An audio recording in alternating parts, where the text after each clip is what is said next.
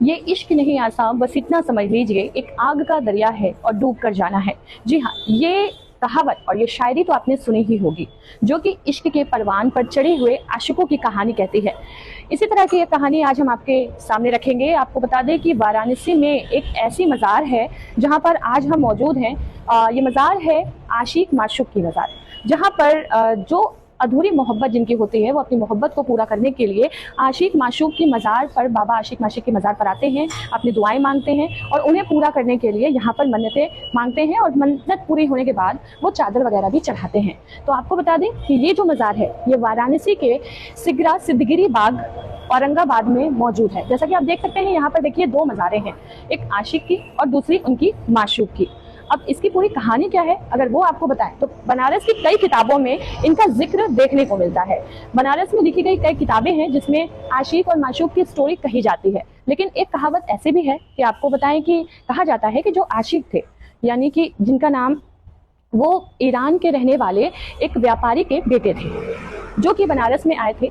और बनारस में आने के बाद गाजी मियाँ के मेले में उन्होंने अपनी माशूक को देखा, यानी माशूक का नाम मरियम था, और वहाँ देखते ही उनको प्यार हो गया और उसी के बाद वो अपनी मरियम से मिलने के लिए जद्दोजहद करने लगे। लेकिन चूंकि जब ये बात मरियम के घर वालों को पता चली तो मरियम के घर वालों ने मरियम को बनारस के रामनगर के इलाके में भेज दिया। जब माशूक बेचैन हो उठे और ये पता करने की कोशिश करने लगे कि आखिर मरियम कहाँ है, तब पता चला कि मरियम की एक सहेली थी।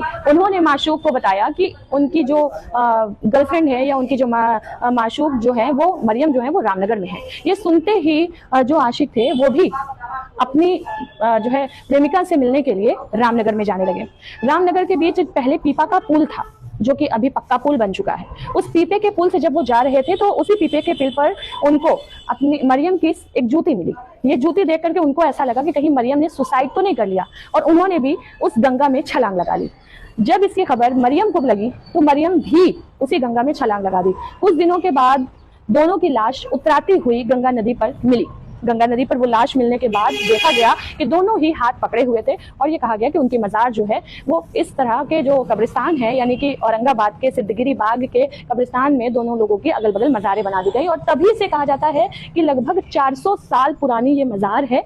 और यहाँ पर अक्सर खास करके वैलेंटाइन डे के मौके पर जब प्रेमी प्रेमिका आते हैं और मन्नतें मांगते हैं और जिनकी कहानी, जिनकी प्रेमी की जो कहानी है वो अधूरी रहती है, तो वो यहाँ मन्नत मांगते हैं और वो पूरी भी होती है। और उसी दिन से यहाँ पर प्रेमी प्रेमिकाओं के अलावा भी लोगों का आना जाना लगा रहता है और ये फिर आशिक माशूक बाबा की मज़ार के नाम से फेमस हो गई।